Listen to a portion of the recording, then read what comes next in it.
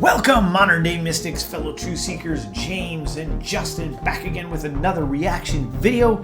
And in this one, we're taking a look at YouTuber Pink Guy and his new video entitled How to Start a Cult Explained in 12 Minutes. Ooh, 12 minutes. Yeah, so I think this video just wants to point out the cult dynamics. Yeah. You know, how it works. And so How they get you. Yeah. So let's dive in.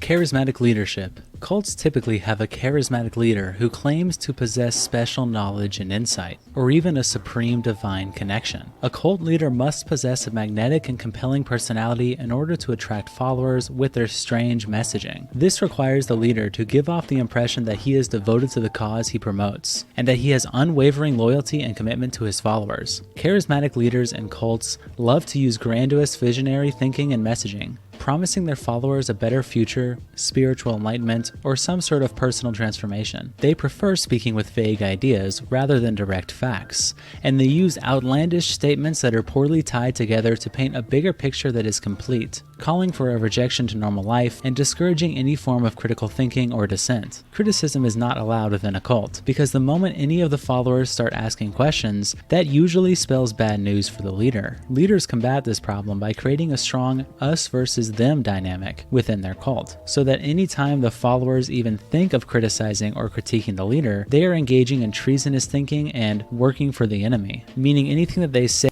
It's a tough one because all leaders are usually a little bit charismatic. Come on. This is the second time we've had to do this because the first time I was too heavy-handed. I feel like making a joke like, therefore, I will never trust anyone that's charismatic again. Obviously, that's not the answer. Yeah. But I gotta say, okay, just to bring my own energy down a little bit, there'll be times where I'll be in a situation that looks like it's turning into a cult. We're into spiritual stuff, so I've seen this where there is a compelling leader and everybody's getting on board. Everybody's like lavishing this person. They just want to return the love that they believe the leader is sending to them. And I'm always the guy making the eyebrow going, what the fuck? Like being disruptive to the side. That's usually the position I take. But at the same time, I think that you can miss out if you're too skeptical in that way. If you're not willing to let somebody that has a skill in some area break your heart. Yeah, it's not so much about their charismatic nature. It's more about like what are they bringing to the table through their charismatic character. Yeah, don't be swept away, essentially. Don't be swept away with something. I think maintain your autonomousness, but then again, honestly, believe it or not, this is why this is the second time doing this. It's like, is there ever a time to be swept away?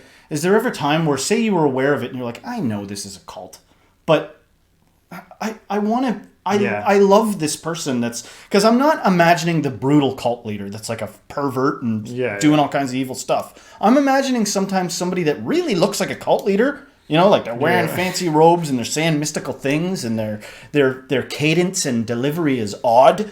But nevertheless, they're actually a net positive. They're like making people's lives better in some degree. What do you do? It's tough. It's each individual is going to have to weigh out that stuff and what it brings to their life and just, be aware of it. Just be conscious of it. Anyway, let's continue.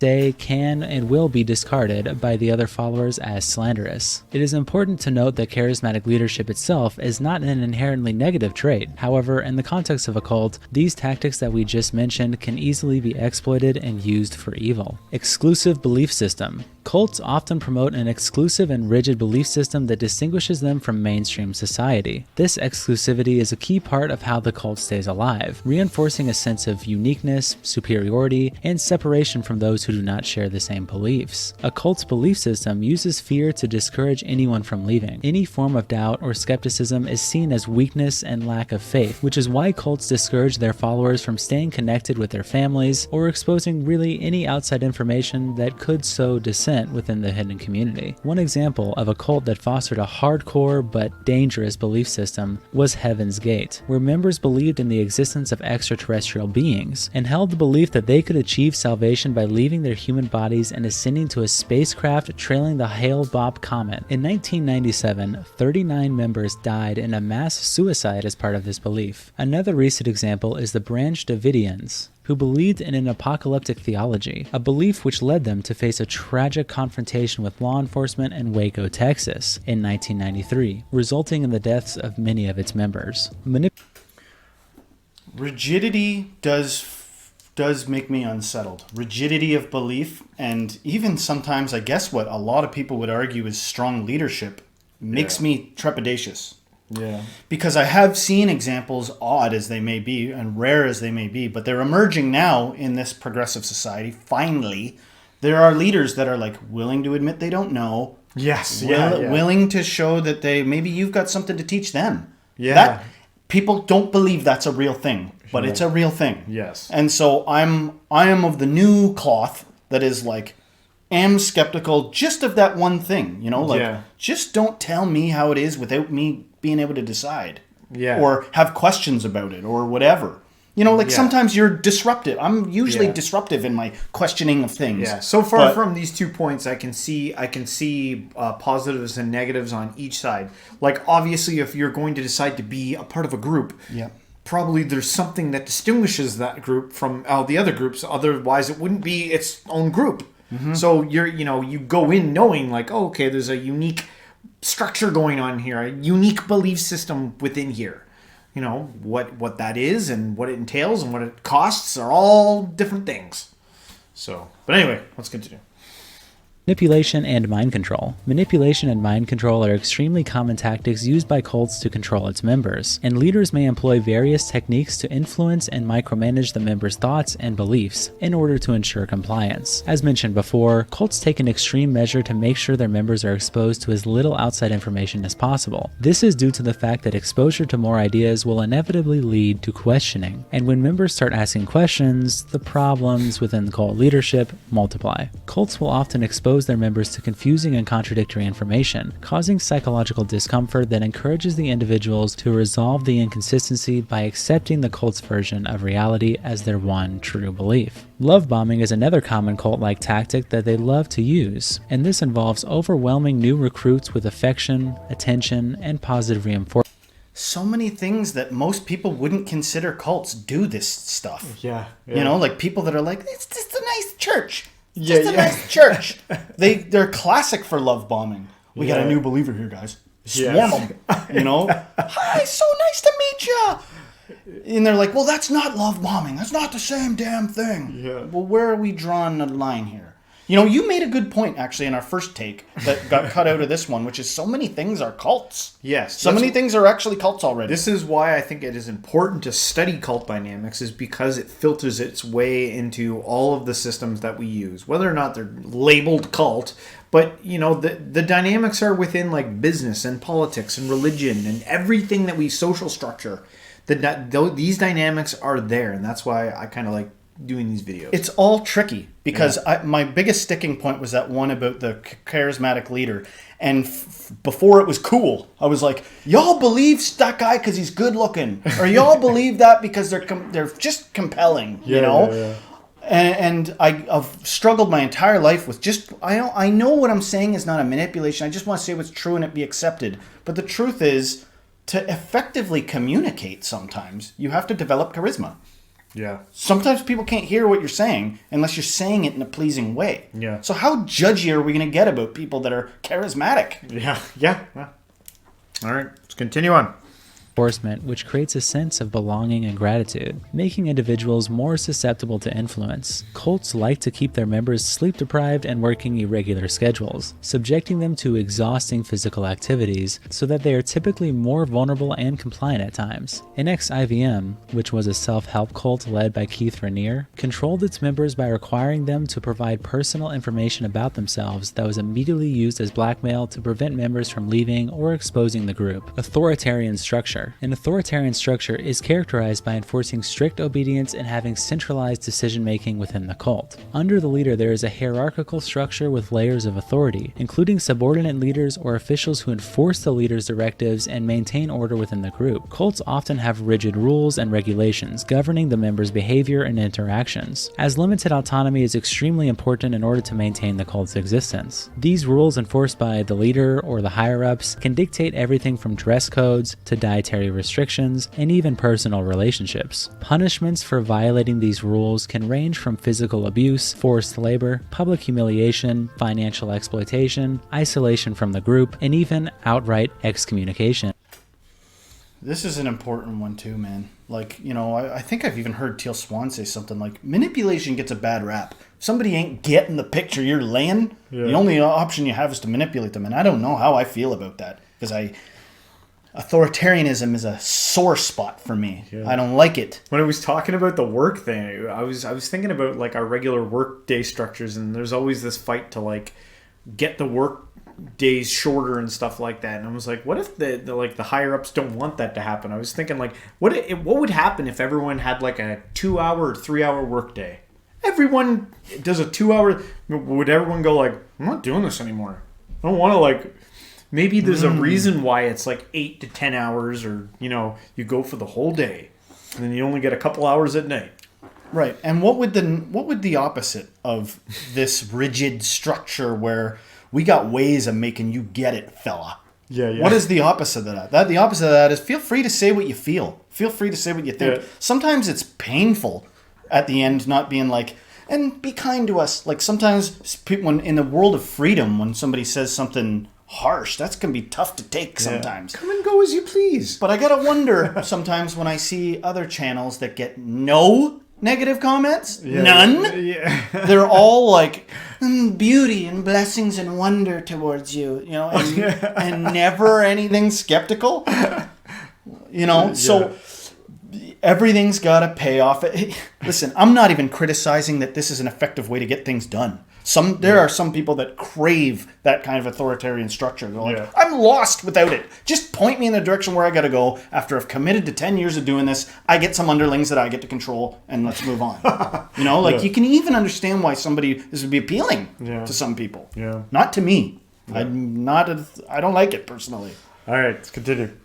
Conversely, rewards are also frequently given to members of a cult that are obedient. These rewards can range from something as simple as a false sense of belonging or emotional support, all the way to material rewards like luxury goods, money, and even special knowledge or information that lower tier members don't have access to, with varying degrees of usefulness. Cults may also offer practical benefits to its members, such as access to healthcare and housing within the group's community. Of course, these benefits usually come at a cost, one that is not apparently obvious to the brainwashed victims that are often deceived by these false acts of goodwill. Exploitation of members. Exploitation of the members within a cult takes form in the manipulation and misuse of individuals for the benefit of the group's leader and their agenda. The exploitation can take place in various forms, including financial, emotional, psychological, and physical exploitation. Financial exploitation can include giving 10% of your money each year to the cult, purchasing expensive materials and services, and even giving up your beloved personal belongings. Cults are typically non-transparent on how their funds are being used, and as long as nobody is brave enough to get suspicious and question anything, money continues to flow into it. Labor exploitation is another common tactic used by cults, as members are frequently required to work long hours with little or no pay. The Church of Scientology is one of these cults that is infamous for exploiting members' labor, making them... I feel like this one dovetails nicely with the point about love bombing. Yeah. You know, because you think of if somebody gives you something, something you've lacked. Like, I assume cults sometimes target people that are a little bit broken. Say you were sort of neglected, didn't get much love, and then all of a sudden you find a community that loves you. They've done something now that you feel a desire to reciprocate, and then that's how they sort of... There's lots of people out there. People always wonder, like, how did so many people get involved with this cult? There's a lot of hurting people. Yeah, and then you only see the aftermath when it's like, when something treacherous happens, and it's like, what kind of whack job would fall for that? It's like, you weren't there when they were first encountering it, and that's why it's so cool that we got all these documentaries about cults that are on Netflix and everything. You can learn, right? Yeah. But it makes me think about how different the story of Jesus kind of was. Because Jesus showed up and he was multiplying, you know, and this isn't like a sales pitch for Jesus. I'm just literally talking about Jesus and his disciples. Yeah. It seems in the realm of this in some regard. But Jesus fed the masses. He gave them fish and bread and stuff like that. And Jesus sort of rose to popularity.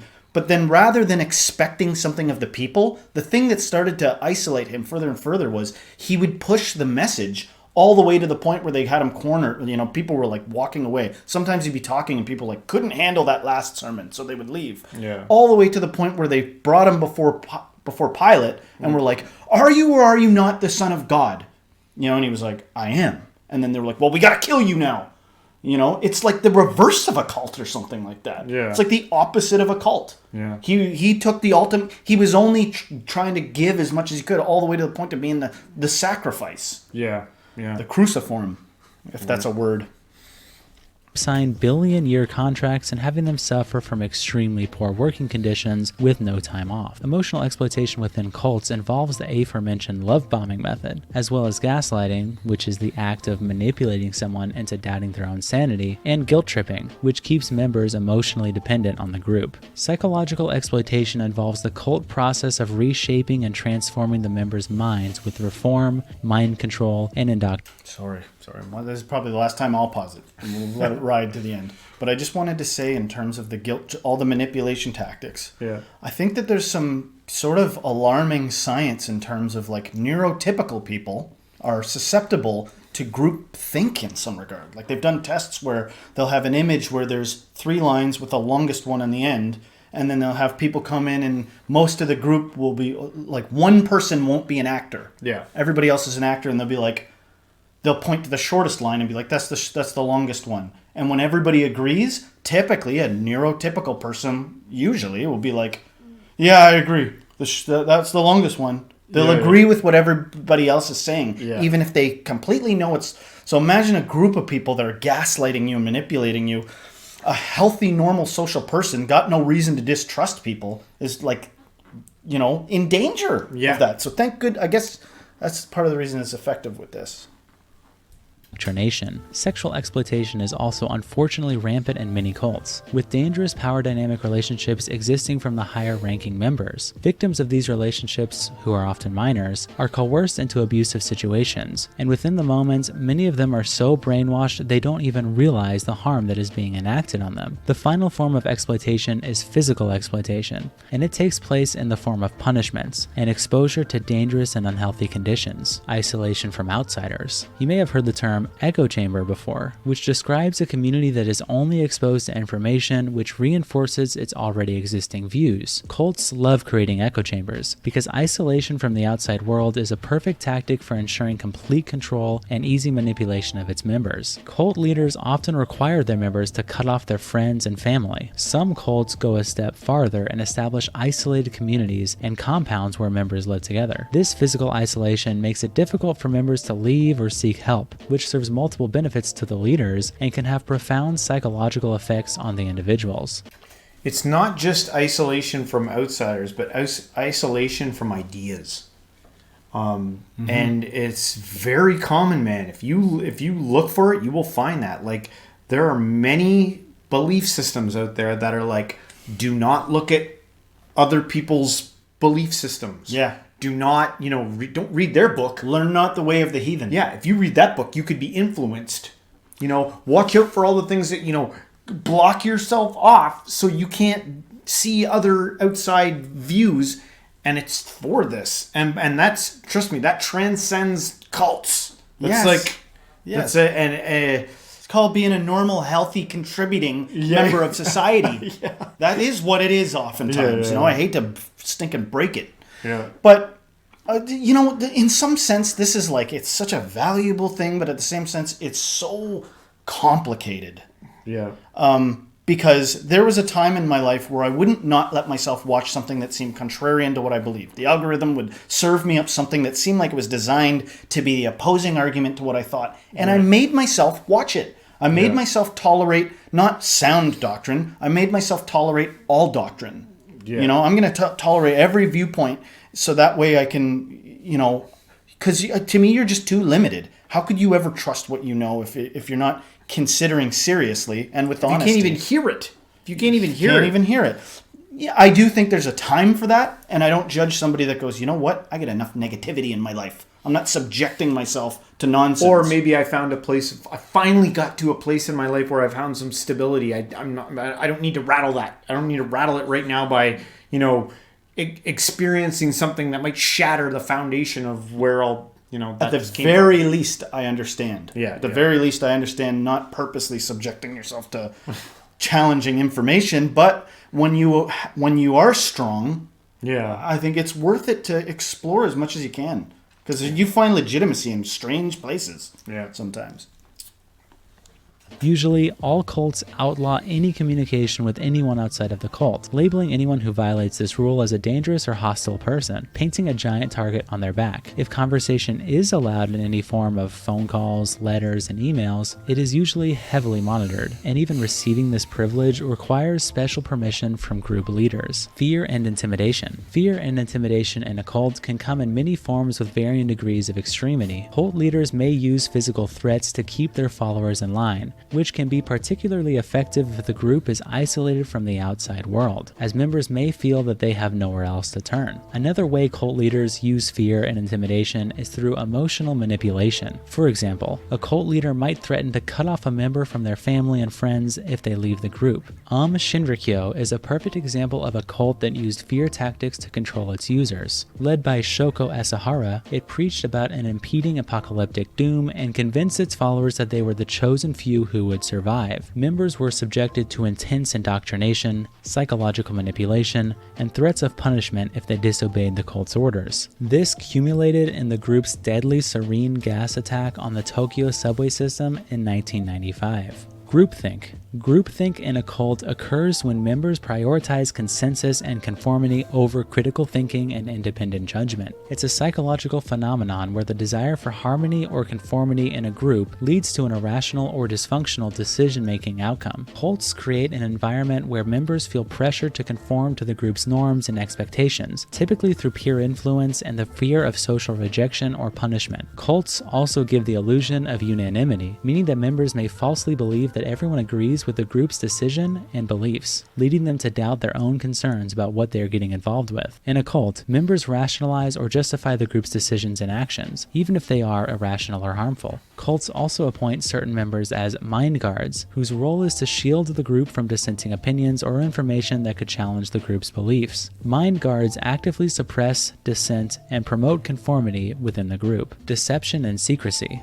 Cults often use deceptive or misleading tactics to recruit new members. They may present themselves as harmless self-help groups, spiritual communities, or charitable organizations, hiding their true beliefs or intentions until individuals are deeply involved and it's too late. They present a sanitized and idealized version of their ideology to attract more followers, using misinformation, selective presentation of facts, and manipulation of emotions to reinforce loyalty to the group and its leaders. Cults then manipulate members' trust and loyalty to maintain secrecy and control. Unrealistic promises. Unrealistic promises in a cult refer to the extravagant or unattainable rewards and outcomes that leaders use to entice and manipulate members. These promises often play on individuals' desires for personal fulfillment, spiritual enlightenment, or societal change. Cults may promise members miraculous healing or transformation, claiming that adherence to the group's teachings or parties will cure physical ailments, mental illness, or even personal problems. Other cults promise members material prosperity, wealth, or success in exchange for their financial contributions or adherence to the group's teachings. Promises of world peace, social justice, or utopian society that can only come into reality through the acceptance of a cult's specific lines of beliefs is also not uncommon. Really, there is no limit to what cults are willing to promote to certain people, as long as their leader is effective enough at manipulating the vulnerable and delivering a message that sounds or feels good to the listener. Finally, there are certain cults that promise members with grandiose and absurd ideas of immortality and ascension to a higher plane of existence, claiming that adherence to the group's teachings or practices will practically turn them into gods. Certain types of promises and messaging appeal to certain types of people, but all of these types of promises usually lead to disappointment and even serious psychological harm and trauma when the members never experience the pleasures or goals they believed that they would receive or accomplish. Any of those last ones kind of stick out to you? This whole one, I don't know what it is. I think it's because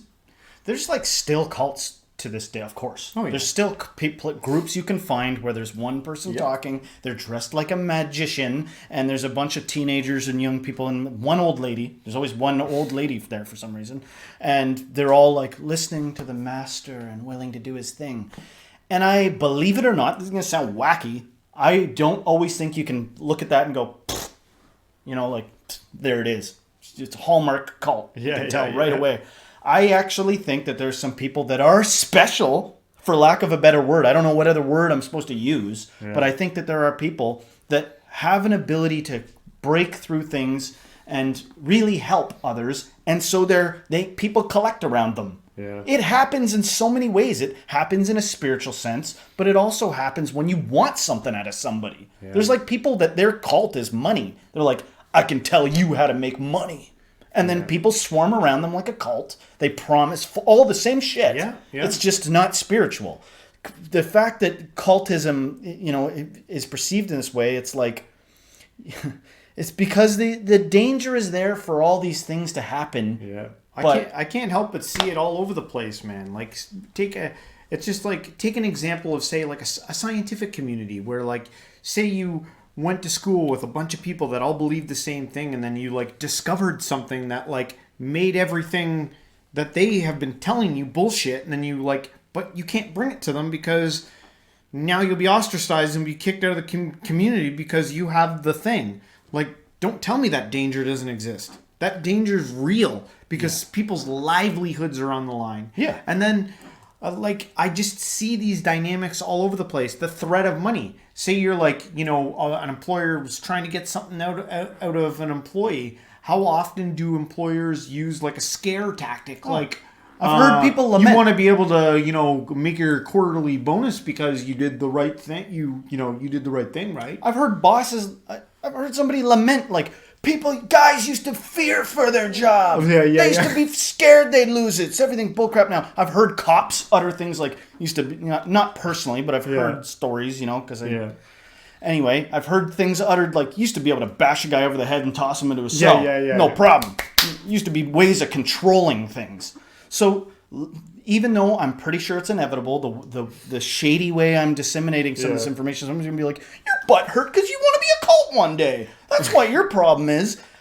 What kind of a moron would I have to be if I wanted to be a cult and I said everything that I just said? You know what I mean?